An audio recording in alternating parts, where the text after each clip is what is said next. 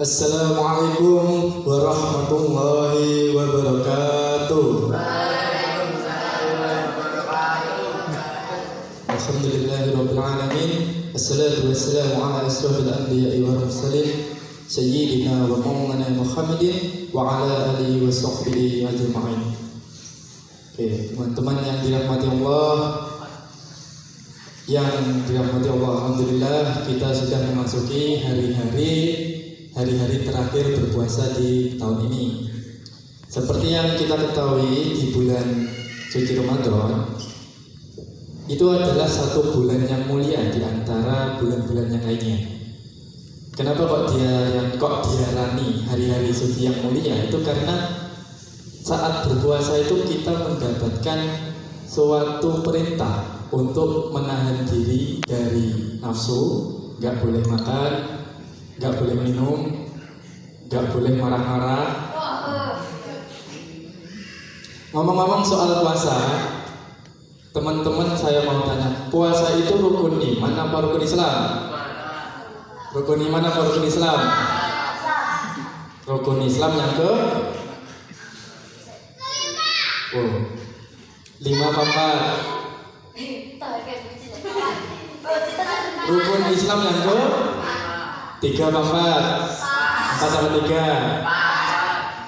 Jadi rukun Islam yang keempat itu puasa setelah syahadat, sholat, zakat, terus puasa. Nah, kenapa kok ada yang namanya puasa? Padahal kan kita sebagai seorang muslim kan sudah melakukan syahadat, kita sudah sholat, kita sudah zakat, kalau mampu juga kita berhaji. Kenapa kok Allah menyuruh kita untuk berpuasa? Ada yang tahu?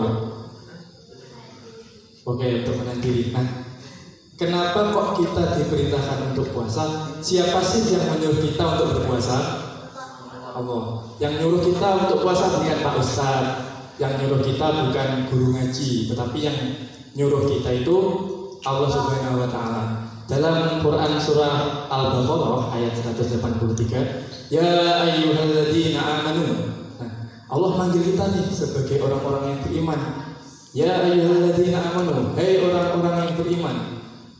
Lanjutannya apa? Kutiba alaikumussyam, maka diwajibkan bagimu untuk berpuasa. Nah, kita sebagai orang beriman itu diwajibkan oleh Allah langsung untuk berpuasa di bulan Ramadan. Nah, tadi seperti saya tanyakan, kenapa sih kok Allah nyuruh kita berpuasa? Kenapa kok Allah nyuruh kita untuk nggak boleh makan dari azan subuh sampai azan maghrib? Di sini Mas Mutar menjelaskan sedikit tentang apa saja manfaat untuk berpuasa, manfaat dari puasa untuk anak-anak seperti kita, terutama seperti Mas Mutar juga. Nah, ternyata dalam berpuasa itu ada kesehatannya. Kok bisa? Padahal kan kita kalau dipikirkan, kita kalau pagi nggak minum susu, kalau siang kita nggak makan sayur, malah kita nggak boleh makan apa-apa, nggak boleh minum apa-apa. Tapi kenapa kok katanya pas berpuasa itu kita jadi sehat? Jadi di antara manfaatnya itu yang pertama, berpuasa itu untuk anak-anak bisa meningkatkan sistem kekebalan tubuh. Gimana itu? Iya, jadi ada yang bilang tuh kalau nanti lah puasa nanti jadi lemes, kalau puasa nanti jadi sakit. Nah, itu adalah pernyataan yang tidak benar. Kenapa? Karena meskipun kita berpuasa itu Allah Subhanahu wa Ta'ala itu ngebikin tubuh kita jadi lebih kuat. Jadi kalau dilihat dari sisi kesehatan ya, orang yang berpuasa itu sel darah putih itu berkembang dan menjadi sistem kekebalan untuk tubuh kita. Jadi kalau ada yang bilang puasa bikin lemas, itu nggak benar. Soalnya saat sedang berpuasa kita sedang meningkatkan kekebalan tubuh kita. Nah, itu yang pertama. Yang kedua, melatih anak-anak, melatih kita nih supaya disiplin. Disiplin di sini artinya apa? Kita dituntut untuk disiplin waktu. Waktunya sahur kita sahur, waktunya puasa kita, waktunya berbuka kita. Nah, tidak ada tuh waktu sahur baca niat berbuka, nggak ada kan?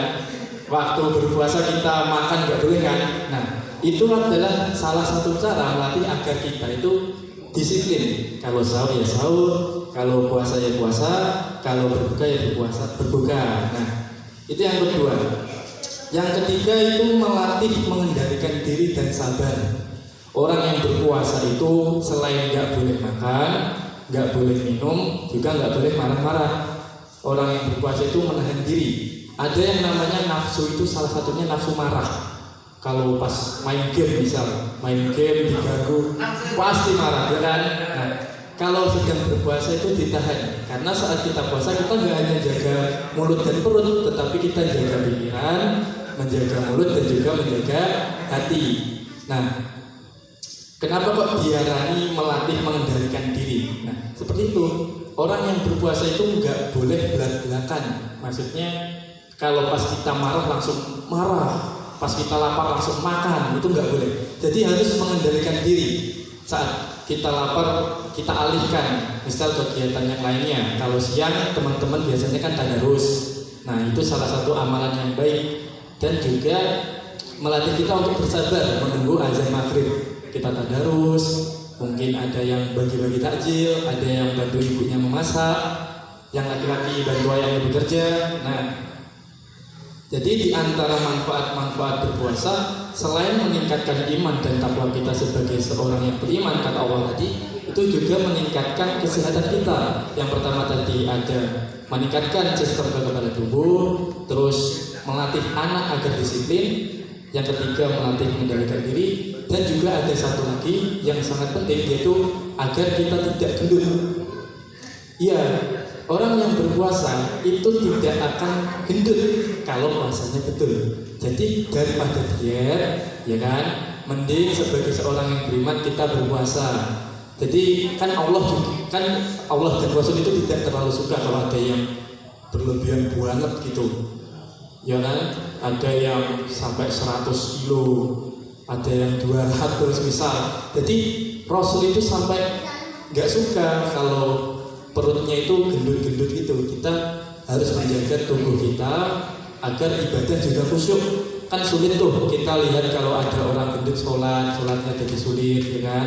Nah, jadi kalau kita berpuasa, insya Allah selain kesehatannya di dalam tubuh, di luar tubuh juga sehat. Sehingga nanti pas kita melakukan ibadah seperti tadarus, membaca Al-Quran atau melakukan sholat-sholat, nanti bisa khusyuk, insya Allah.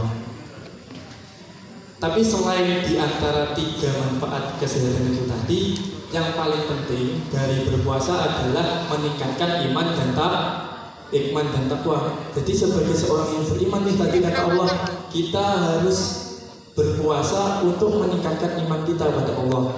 Karena sebagai seorang muslim kan dalam 1 bulan tadi wajib berpuasa. Mungkin yang perempuan ada halangannya, tapi untuk yang laki-laki kan penuh 1 bulan penuh.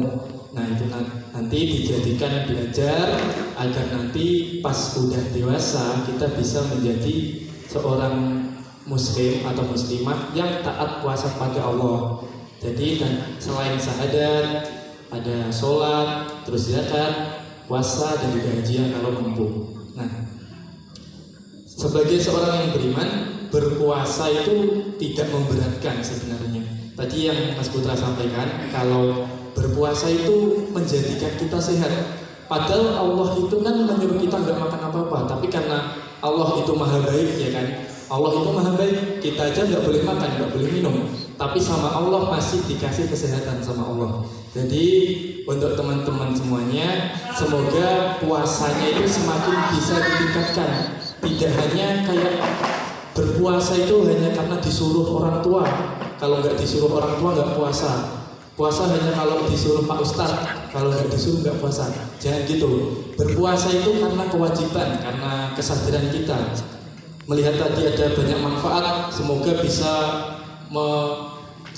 membuat kita semakin senang berpuasa. Karena selain meningkatkan takwa, kita juga sehat nih. Insya Allah setelah berpuasa kan Lebaran kita bisa makan apa saja yang insya Allah pas diri kita udah bersih nih, karena nggak makan aneh-aneh, makan apa-apa selama berpuasa. Pas kita makan apa-apa di bulan Lebaran, kita sudah bisa merasakan nikmat yang luar biasa. Karena seperti yang pernah dikatakan bahwa nikmatnya seseorang itu bisa dirasakan ketika kita belum merasakan kenikmatan itu. Seperti orang sakit nih, orang sakit orang itu nggak akan merasakan enaknya sehat kalau nggak sakit. Orang nggak akan merasakan enaknya makan kalau nggak lapar. Coba kita pas udah kenyang nih terus makan, enak nggak? Nggak enak. Nah, jadi seperti itu. Kita selama 1 bulan berpuasa, kita dianjurkan, kita diperintahkan untuk Allah menahan diri. Jadi sebagai seorang yang beriman, teman-teman sekalian, saya harap berpuasa tidak dijadikan sebagai kewajiban yang membebankan. Saya harap kita ini berpuasa nggak stop, nggak berhenti cuma di bulan Ramadan. Nanti setelah Hari Raya Idul Fitri nanti juga ada hari puasa khusus. Terus ada lagi hari puasa Senin Kamis. Jadi Mas Putra harap nanti kalau udah bulan puasa ini selesai nih, kita tetap melakukan ibadah puasa sunnah yang lainnya. Jadi agar kita itu bukan hanya meningkatkan iman dan takwa kita sebagai anak-anak muslim, tetapi juga menjadikan kita menjadi anak-anak muslim yang soleh dan sehat serta sehat walafiat. Amin Allahumma. Mungkin itu yang bisa Mas Putra sampaikan. Saya ucapkan terima kasih sudah memperhatikan. Semoga puasa dan amal-amal ibadah yang kita kerjakan selama bulan Ramadan ini diterima oleh Allah Subhanahu wa taala. Amin Allahumma amin. Mungkin segitu yang dapat saya sampaikan. Wallahu muwaffiq ila aqwamit thoriq. Ihdinas siratal mustaqim. Wallahu muwaffiq ila aqwamit thoriq. Assalamualaikum warahmatullahi wabarakatuh.